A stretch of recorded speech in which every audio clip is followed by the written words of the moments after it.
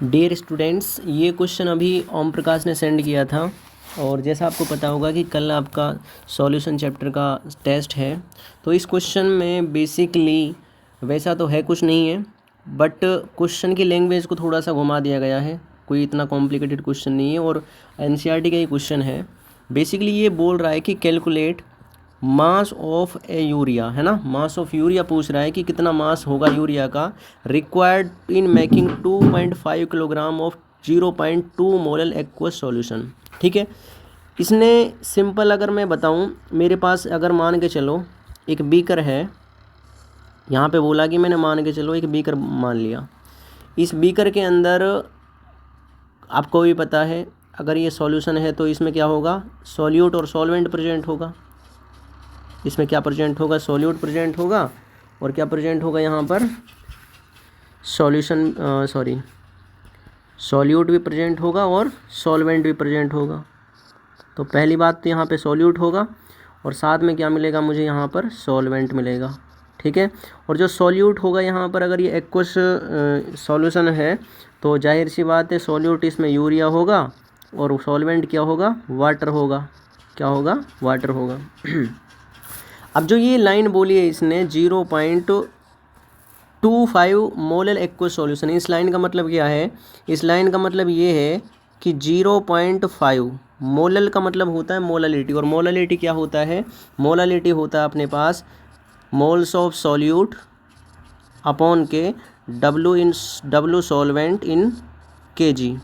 यही होता है, नहीं होता है। अच्छा, मोल्स ऑफ सॉल्यूट, तो मोल्स ऑफ सॉल्यूट ये बन गया आपके पास 0.25 मोल्स।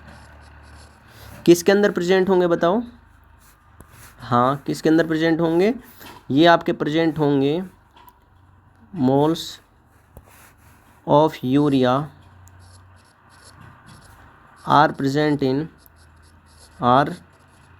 इन किसके अंदर प्रेजेंट होंगे, 1000 ग्राम, या फिर इसको हम क्या बोलेंगे, 1 kilogram of solvent, 1 kilogram of solvent. तो इस चीज़ से मेरे को एक चीज़ पता चली कि मेरे पास यहाँ पर मोल्स ऑफ यूरिया सॉल्यूट है आपका कितना है, 0.25 मोल्स प्रेजेंट हैं। दूसरी चीज़ यहाँ पर मेरे को पता चल गया कि डब्लू सॉल्वेंट कितना है अपना, 1000 ग्राम, जिसको हम अपन 1 केजी बोल रहे हैं, क्योंकि एक केजी का मतलब 1000 ही होता है। ठीक है, तो 1 केजी को मैं यहाँ से हटा रहा हूँ, आप सिंपल 1000 ग्राम ही माने, है ना। उसके बाद आगे, उसके बाद यहाँ पर आपको भी पता होगा कि अगर ये चीज़ दे रखी है, मोल्स दे रखे हैं, तो मैं क्या निकाल सकता हूँ, मैं इसका मास निकाल सकता हूँ, किसका, यूरिया का। तो मैं यहाँ पर क्या बोलूँगा, mass of urea, mass of urea, जिसको हम डब्लू ऑफ यूरिया के नाम से बुलाएंगे। ये कितना होगा आपका, बताओ क्या फॉर्मूला होता है मास का, ये तो मैंने आपको बता रखा है, क्या होता है, मोल्स इनटू के मोलर मास। अब मोल्स कितने होते हैं, दे रखे हैं यूरिया के 0.25, और मोलर मास कितना होता है, 60 होता है, 60 ग्राम होता है।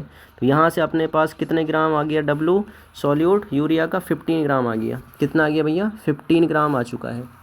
अगर ये 15 ग्राम आ चुका है, उसके बाद आपको, अगर ये 15 ग्राम सॉल्यूट है, ठीक है, ये अपना सॉल्यूट है और ये आपका सॉल्वेंट है, ये डब्लू सॉल्वेंट है और ये डब्लू सॉल्यूट है। तो दोनों से क्या निकाल सकता हूँ मैं, दोनों से मैं क्या निकाल सकता हूँ, डब्लू सॉल्यूशन निकाल सकता हूँ। डब्लू सॉल्यूशन कितना हो जाएगा, डब्लू सॉल्यूशन क्या बन जाएगा, डब्लू सॉल्यूट प्लस के डब्लू सॉल्वेंट ही होता है, क्योंकि दोनों ही सॉल्यूशन के पार्ट होते हैं।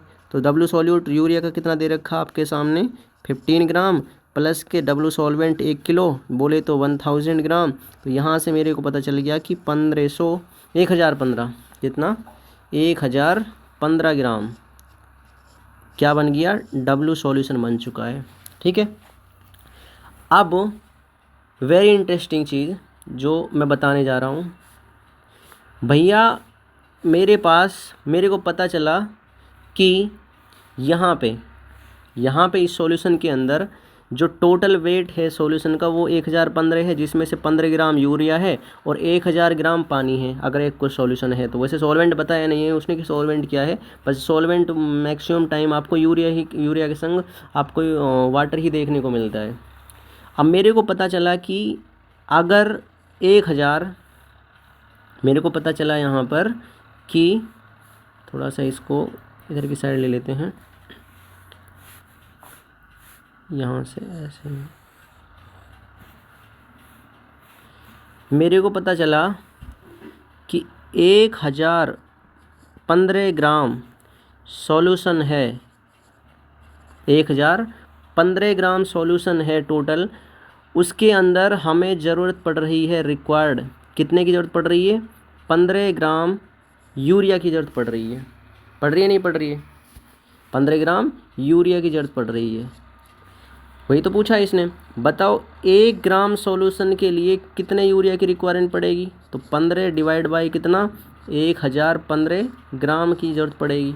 पड़ेगी नहीं पड़ेगी। अब उसने बोला है क्वेश्चन के अंदर, ऊपर देख लो बड़े ध्यान से, कि 2.5 किलोग्राम के अंदर, किसके अंदर, 2.5 किलोग्राम के अंदर कितने यूरिया की रिक्वायरमेंट हमें पड़ेगी। ठीक है, यही इसने बोला है, 2.5 किलोग्राम यूरिया के अंदर कितने यूरिया की रिक्वायरमेंट पड़ेगी। तो कुछ नहीं, मैं क्या करूँगा, 2.5 में कितने किलोग्राम होते हैं, 2.5 किलोग्राम में कितने ग्राम होते हैं, तो 2500 ग्राम होते हैं। 2.5 का मतलब 2500 ग्राम ही होता है ना। 2500 ग्राम में कितने होंगे बताओ, 2500 ग्राम के लिए यूरिया की जो ज़रूरत पड़ेगी वो पड़ेगी 15 डिवाइड बाई 1015, गुणा में कर दिया मैंने यहाँ पे 2500। इसे आप काटोगे पीटोगे तो, कैलकुलेटर से एक बार इसे सॉल्व कर रहा हूँ मैं, इसे आप काटोगे तो आपके लिए यहाँ पे जो आंसर मिलेगा वो मिलेगा 36.94 ग्राम, जो अप्रोक्सीमेटली मान के चलते हैं हम 37 ग्राम। कितना, 37 ग्राम। तो 2.5 किलोग्राम सॉल्यूशन के लिए जो यूरिया डाला जाएगा वो कितना होगा, 37 ग्राम। कितना होगा, 37 ग्राम। ठीक है, आपको भी पता चल गया होगा कि 1015 में 15 ग्राम है, तो 2500 में कितने की जरूरत पड़ेगी, 37। ये तो आपका यूनिटरी मेथड जो मैथमेटिक्स में आप यूज़ करते हो। तो ये क्वेश्चन था जो हमने आपको बताया है, तो आपको आई थिंक समझ में आ गया होगा, इतना बड़ा क्वेश्चन था। ठीक है।